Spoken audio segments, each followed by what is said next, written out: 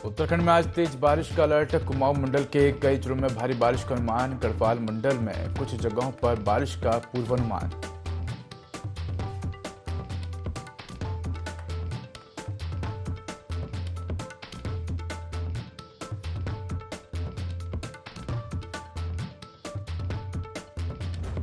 केदारनाथ क्षेत्र में अतिवृष्टि से प्रभावित व्यापारियों को सीएम धामी का राहत पैकेज। आपदा प्रभावितों के लिए डीबीटी से भेजी 9.64 करोड़ की सहायता। कहा, केदारनाथ यात्रा मार्ग को और सुगम बनाए जाने पर कार्य निरंतर जारी।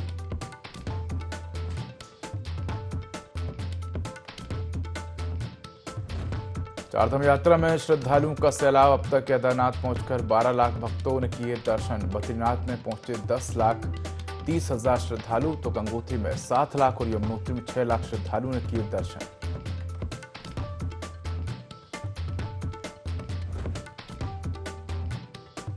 भूस्खलन से Tanakpur Pithoragarh all weather national highway बंद। स्वाला के पास लगातार हो रहा लैंडस्लाइड। अब वैकल्पिक रास्ते से छोटी गाड़ियां भेजने पर हो रही प्लानिंग।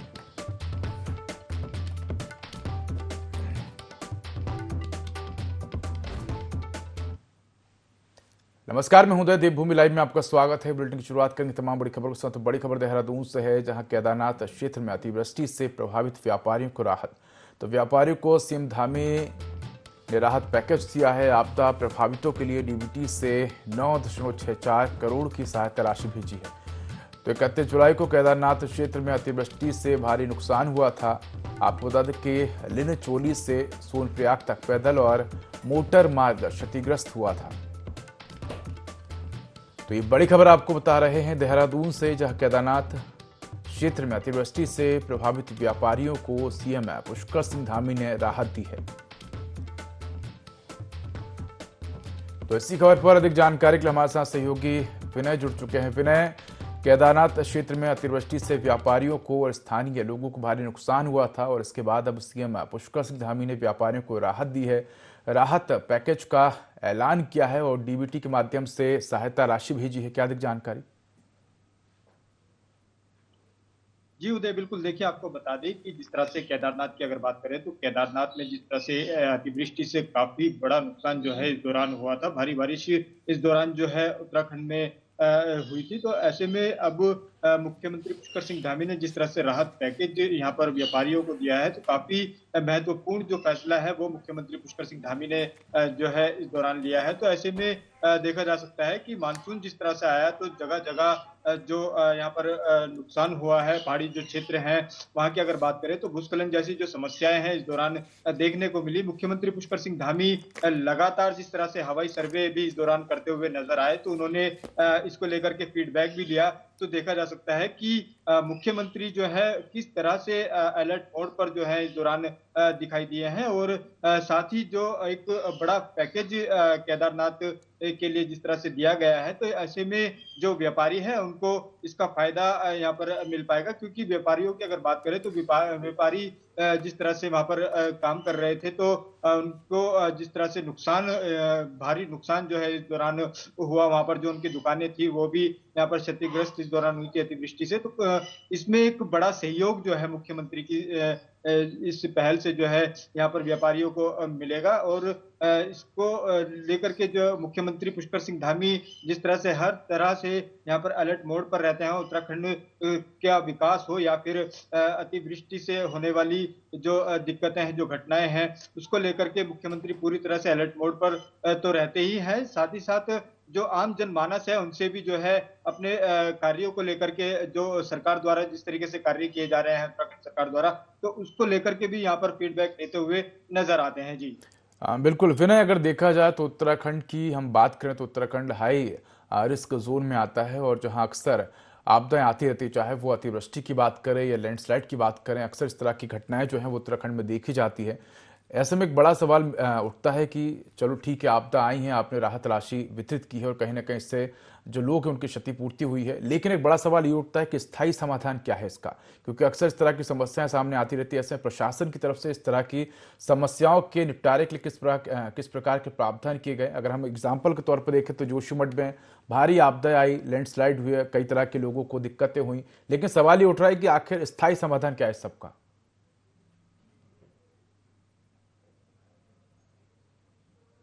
समाधान की अगर बात करें तो यहाँ पर मुख्यमंत्री पुष्कर सिंह धामी जिस तरह से दिशा निर्देश यहाँ पर देते हैं अधिकारियों को, और अलर्ट मोड पर रहने के लिए लगातार जो है उनसे यहाँ पर कहा जाता है कि जो अधिकारी पूरी तरह से भारी बारिश के चलते यहाँ पर अलर्ट मोड पर रहे। तो ऐसे में अब यहाँ पर देखा जाए तो जो मुख्यमंत्री जिस तरह से उत्तराखंड के लिए यहाँ पर कार्य करते हुए नजर आते हैं, साथ ही साथ अतिवृष्टि से होने वाली जो दिक्कतें हैं, भूस्खलन जैसी जो समस्याएं इस दौरान आती हैं, तो उसको लेकर के यहाँ पर पहले ही मुख्यमंत्री पुष्कर सिंह धामी जो है अलर्ट मोड पर तो रहते ही हैं। साथ ही साथ इसके अलावा यहाँ पर बात की जाए तो जो यहाँ पर जो पुल की भी अगर बात करें तो जो पुल है उनका भी निर्माण इस दौरान किया जाता है। लेकिन जिस तरह से भारी बारिश इस दौरान उत्तराखंड में देखी जाती है तो उससे काफी दिक्कतें तो होती ही हैं, लेकिन सरकार भी अपनी तरफ से पूरी तरह से जो सरकार का प्रयास है वो यही रहता है कि जो उत्तराखंड आने वाले जो श्रद्धालु हैं उनको किसी भी तरीके की कोई दिक्कतें ना आए, क्योंकि जिस तरह से बारिश होती है, बारिश से जो मार्ग है वो बाधित हो जाता है। और बिल्कुल कह सकते हो ना कि लगातार सरकार का यही प्रयास है कि उत्तराखंड में व्यवस्थाएं हों, जो व्यापारी वर्ग हैं और जो स्थानीय लोग हैं जिनको नुकसान हुआ उनके नुकसान की क्षतिपूर्ति की जा सके, और ऐसी आपदाएं जिससे उत्तराखंड में भारी नुकसान हो सकता है उन आपदाओं को लेकर भी कहीं ना कहीं अधिकारियों को निर्देशित किया गया है। विनय, आप हमारे साथ बने रहिए, आगे भी आपसे अपडेट लेंगे हम।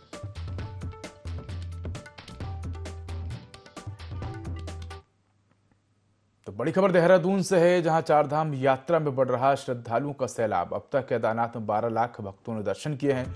बद्रीनाथ में 10,30,000 श्रद्धालु अब तक दर्शन कर चुके हैं। इसके साथ ही गंगोत्री में 7 लाख और यमुनोत्री में 6 लाख श्रद्धालुओं ने दर्शन किए हैं।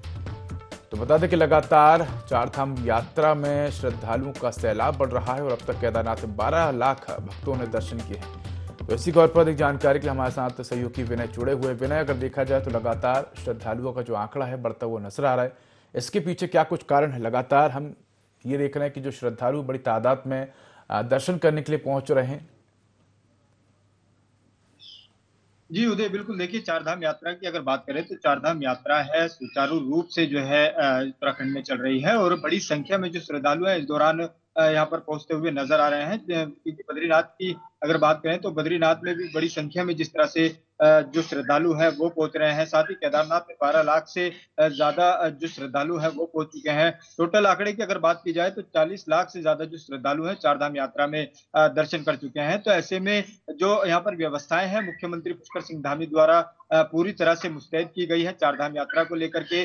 चारधाम यात्रा मार्गों की अगर यहाँ पर बात की जाए तो चारधाम यात्रा के जो पैदल मार्ग है वहां पर हालांकि भारी बारिश के चलते दिक्कतें आई थी। जो पैदल मार्ग है वो भी बाधित हुआ था, लेकिन उस पर कार्य करते हुए जो है मुख्यमंत्री पुष्कर सिंह धामी ने जिस तरह से यहाँ पर अधिकारियों को दिशा निर्देश दिए थे, तो अब जो है प्रयास यही किया जा रहा है कि जो मार्ग है उनको खोला जा सके। इसके अलावा जो अन्य पहाड़ी जो क्षेत्र हैं जहाँ पर जो मार्ग हैं उन पर भी मलबा आने से काफी दिक्कतें जो है इस दौरान देखने को मिली थी, लेकिन सीएम धामी ने जिस तरह से अधिकारियों को दिशा निर्देश दिए थे तो उसके बाद में प्रयास यही किए जा रहे हैं कि सभी रास्तों को खोला जाए। चारधाम यात्रा की अगर बात की जाए उदय, तो चारधाम यात्रा में बड़ी संख्या में श्रद्धालु जो है इस दौरान पहुंचते हुए नजर आ रहे हैं, क्योंकि पिछले वर्ष की बात की जाए तो पिछले वर्ष से ज्यादा इस बार जो है यहाँ पर श्रद्धालु उत्तराखंड में चारधाम यात्रा में पहुंच रहे हैं और बड़ी संख्या में जिस तरह से श्रद्धालु पहुंच रहे हैं। तो ऐसे में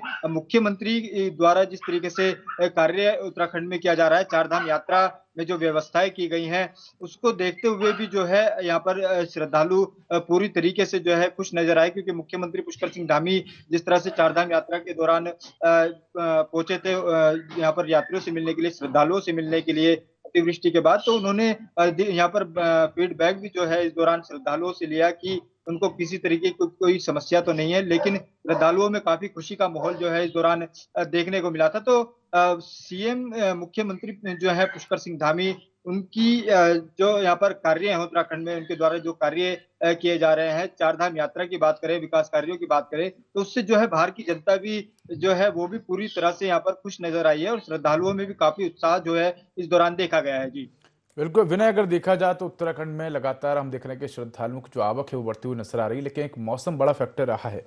क्या अभी भी मौसम को लेकर चारधाम यात्रा पर प्रभाव पड़ सकता है? मौसम को लेकर मौसम वैज्ञानिकों को क्या कुछ कहना है?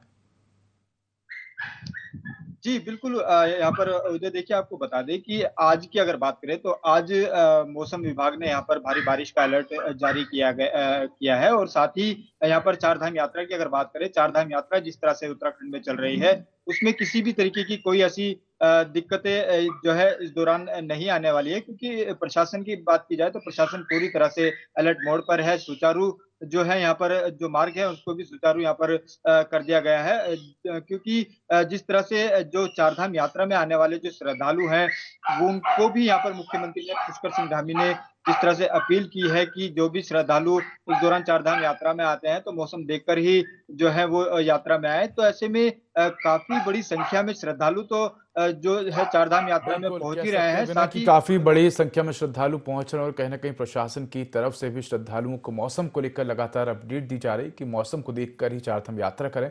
धन्यवाद आपका तमाम जानकारी के लिए विनय। भाजपा की सदस्यता अभियान के तहत भाजपा प्रदेश प्रवक्ता नवीन ठाकुर ने न्याय पंचायत धर्मावाला क्षेत्र के गांव शाहपुर कल्याणपुर में भ्रमण किया। इस दौरान उन्होंने गांव के शिव मंदिर परगना में मौजूद लोगों को भाजपा की सदस्यता दिलाने के लिए प्रेरित किया और लोगों को भाजपा का सदस्य बनाया। उन्होंने कहा कि पूर्व में भी सहसपुर विधायक सहदेव सिंह पुंडीर द्वारा सदस्यता अभियान चलाया गया है, लेकिन जो लोग छूट गए थे उनको चिन्हित करके प्रत्येक व्यक्ति को भारतीय जनता पार्टी के साथ जोड़ने का काम कर रहे हैं। जो लोग सनातन को मानते हों और भारतीय जनता पार्टी की विचारधारा को मानते हों, जिनका भारत की एकता और अखंडता में विश्वास हो, ऐसे सभी लोगों को भारतीय जनता पार्टी के साथ जोड़ने का प्रयास कर रहे हैं।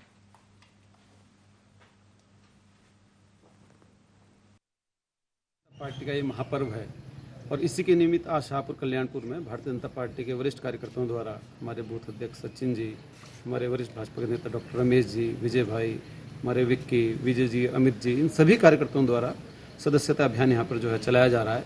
पूर्व में विधायक जी द्वारा यहाँ चलाया गया, लेकिन जो लोग छूट गए थे उनको चिन्हित करके प्रत्येक व्यक्ति को भारतीय जनता पार्टी के साथ जोड़ने का काम हम कर रहे हैं। जो सनातन को मानते हों, जो भारतीय जनता पार्टी की विचारधारा को मानते हों, जिनका भारत की एकता और अखंडता में विश्वास हो, ऐसे सभी लोगों को हम भारतीय जनता पार्टी के साथ जोड़ने का प्रयास कर रहे हैं। मानसून सीजन बीत जाने के बाद चारधाम यात्रा फिर से उफान पर। इस बार की यात्रा की अगर बात की जाए तो पिछले साल की तुलना में इस बार 13 लाख से भी अधिक श्रद्धालु गंगोत्री और यमुनोत्री धाम के दर्शन कर चुके हैं, जो कि पिछले साल की तुलना में अधिक है। और कपाट बंद होने तक ये आंकड़ा 18 लाख पार होने की उम्मीद है, जो कि एक रिकॉर्ड होगा। जिला प्रशासन ने इस बार भारी बारिश के बाद भी यात्रा व्यवस्था को सुचारू रखने में कोई कोर कसर नहीं छोड़ी और हर स्थिति में उत्तराखंड पुलिस और यात्रा से जुड़े कर्मचारियों ने काम किया। वहीं यमुनोत्री धाम में 38 श्रद्धालुओं की हार्ट अटैक से मौत हुई है और गंगोत्री धाम में 15 लोगों की मौत हुई है।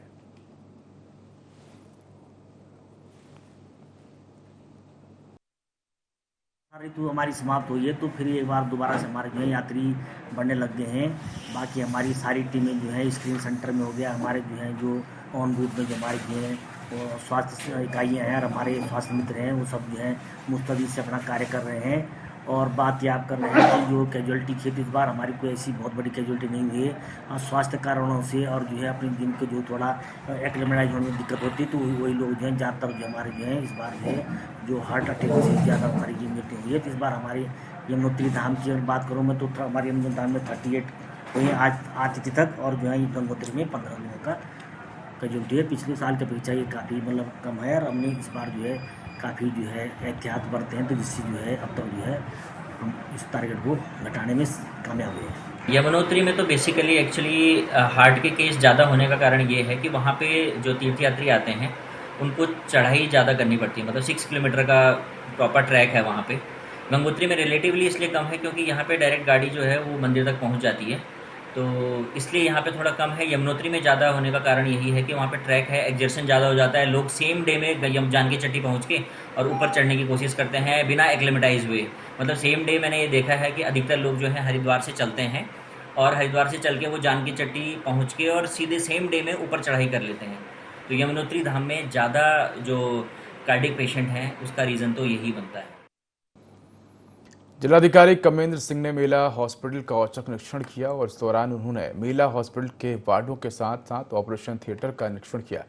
निरीक्षण के बाद जिलाधिकारी ने बताया कि निरीक्षण के दौरान हॉस्पिटल की साफ सफाई काफ़ी अच्छी थी। साथ ही हॉस्पिटल के डिस्पेंसरी में सभी महत्वपूर्ण दवाइयां, जिनमें सांप और कुत्ते के काटने की दवाइयां भी मौजूद थीं। अस्पताल का निरीक्षण किया गया है और सीएमएस साहब भी हमारे साथ में हैं। सभी वार्ड का निरीक्षण किया गया है, जो इनका ओटी है उसका भी निरीक्षण किया है और जो यहाँ पे लोग एडमिट हैं उनसे भी बात की गई है। तो यहाँ की व्यवस्थाएं ठीक मिली हैं, साफ़ सफाई भी अच्छी मिली है और स्पेशली हमने इनका जो जहाँ पे दवाएं रखी जाती हैं उसको देखा है। तो उसमें जो भी आवश्यक दवाएं हैं, जैसे कुत्ता काटने की दवा है या सांप काटने की दवा, वो सारी दवाएं उपलब्ध हैं यहाँ पे और कोई भी दवा एक्सपायरी की नहीं पाई गई है और साफ़ सफाई की व्यवस्था भी ठीक है यहाँ पे। और आम पब्लिक से बात की गई तो वो लोग भी संतुष्ट पाए गए। तो डेग बनाया गया है, उसको भी देखा हमने, काफ़ी साफ़ सुथरा है और मच्छरदानी वगैरह भी लगी हुई है उसके अंदर। तो हालांकि कोई अभी एडमिट नहीं है, तो फिलहाल तो अभी डेंगू का प्रकोप इतना ज़्यादा नहीं है यहाँ पे, अभी लोग एडमिट नहीं है यहाँ पे, लेकिन तैयारी पूरी है कि अगर कोई आता है तो उसकी पूरी इलाज उसका किया जाए, सुरक्षा दी जाए। मसूरी में उत्तराखंड के राज्यपाल लेफ्टिनेंट जनरल गुरमीत सिंह ने लेखक संजय कुमार IAS द्वारा लिखित पुस्तक word and in and around Mussoorie पुस्तक का विमोचन किया।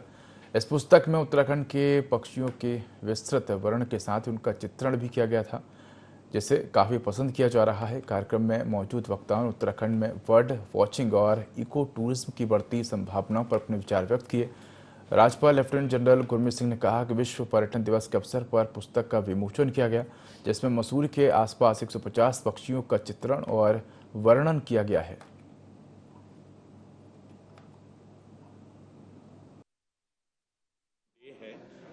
और आज इस उपलक्ष्य के अंदर में जो उत्तराखंड की खूबसूरती है, जो नेचुरल ब्यूटी है, डिविनिटी, स्पिरिचुअलिटी, उसको मद्देनजर रख के आज एक बहुत सुंदर कार्य किया है कि birds in and around Mussoorie के ऊपर में एक किताब का विमोचन किया गया है। ये संजय जी ने ये किताब लिखी है और इसके अंदर में तकरीबन 150 बर्ड्स जो इन एंड अराउंड मसूरी हैं, उनकी फोटोग्राफ, उनकी डिटेल्स बहुत ही विस्तार से दी गई है। इसके अंदर में बहुत गहरी खोज की गई है। आज हमने जो वर्ल्ड टूरिज्म डे है उसका जो आज की थीम है वो पीस है, शांति है। तो हमें तो ऐसा लगता है कि उत्तराखंड देवभूमि के अंदर में जो टूरिज्म है वो बहुत ही नेचुरल प्रोसेस से हमको peace, divinity, spirituality. Birds in and around Mussoorie जो है, इसका प्रथम संस्करण मैंने 2014 में लिखा था। 10 साल के बाद पुनः एक मौका मिला इस बुक को कंप्लीट करने का। अपडेटेड वर्जन है। इस किताब में मसूरी के करीब 300 के आसपास स्पीशीज़ मसूरी के आसपास पाए जाते हैं। मसूरी के आसपास का मतलब मसूरी शहर और करीब 15 से 20 किलोमीटर की पेरिफेरी में जितने जो क्षेत्र है उसको हमने लिया है। 150 ऐसे बर्ड्स की स्पीशीज़ हैं जिनका चित्रण किया गया है, उनके बारे में काफ़ी जानकारी दी गई है, कहाँ दिख सकते हैं, किस सीज़न में दिखते हैं, उनके व्यवहार के संबंध में जानकारी।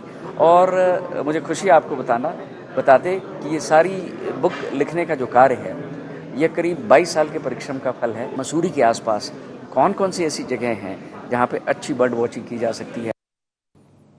मुख्यमंत्री पुष्कर सिंह धामी ने सचिवालय में प्रेस वार्ता करते हुए भू कानून को लेकर बड़ा बयान दिया। सीएम ने कहा कि भू कानून को लेकर सरकार संवेदनशील है।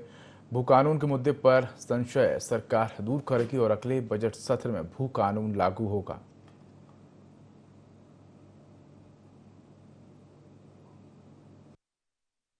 के अंदर एक कानून हमारे यहाँ पर प्रचलित है, उसमें जो नगर निकाय क्षेत्र से बाहर है, इसमें 250 वर्ग मीटर भूमि कोई भी बिना अनुमति के खरीद सकता है। एक ऐसा हमारे यहाँ पहले से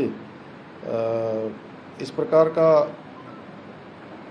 प्रावधान बना हुआ है, लेकिन इसमें संज्ञान में आया है कि ये कानून बनने के बाद बहुत सारे लोगों ने अपने ही परिवार के अलग अलग नामों से कई सारे भूखंड खरीद लिए हैं, जो कि इन प्रावधानों को, जिन उद्देश्यों के साथ इसका प्रावधान किया गया था उसके अंतर्गत नहीं आता है।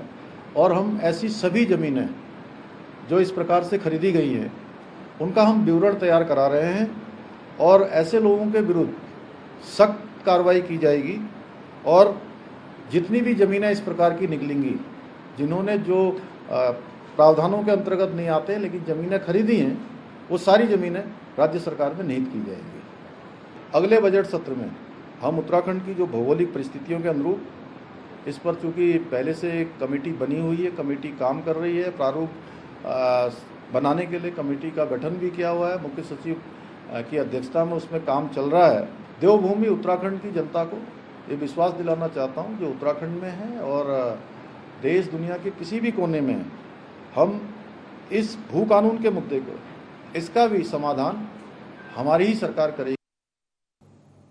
मुख्यमंत्री पुष्कर सिंह धामी ने सचिवालय में प्रेस वार्ता की। इस दौरान सीएम ने बेरोजगारी दर, भू कानून और यूसीसी जैसे मुद्दों को लेकर बात की। सीएम ने कहा कि रोजगार के क्षेत्र में उत्तराखंड अग्रणी आया है। नीति आयोग के आंकड़ों में उत्तराखंड को प्रथम स्थान मिला। पीएम मोदी के विजन के साथ उत्तराखंड आगे बढ़ रहा है।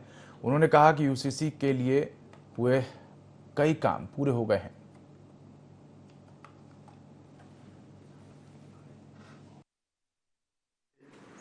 मीडिया के सभी बंधुओं का, छायाकार बंधुओं का मैं आप सबका स्वागत करता हूं और हमारे महानिदेशक सूचना, उन्होंने थोड़ी भूमिका बनाई है कि विशेषकर इन दिनों बहुत सारे मामलों में हमारा राज्य उत्तराखंड अनेक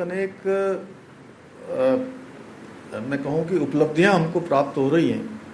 अभी कल ही जो बेरोजगारी दर हमारी घटी है, ऐसे कालखंड में जब सभी जगह थोड़ा ये चुनौती के रूप में लिया जा रहा है, ऐसे समय में 4.4 पॉइंट बेरोजगारी दर घटी है। सस्टेनेबल डेवलपमेंट गोल्स को प्राप्त करने में हमारा राज्य पूरे देश के नीति आयोग के जो आंकड़े आए हैं उसमें पहले नंबर पर आया है।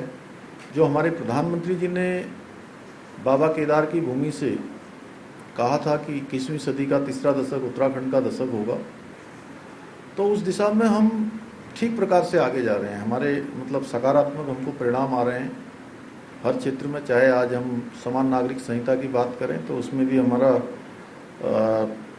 काफ़ी काम हो गया है, लेकिन तेज़ी से हम उस पर काम करके उस एक्ट को लागू करने में, उस विधेयक को धरातल पर उतारने के लिए भी काम कर रहे हैं। तो फिलहाल इस बुलेटिन में इतना ही। खबरों के अधिक अपडेट के लिए देखते रहिए i24। नमस्कार।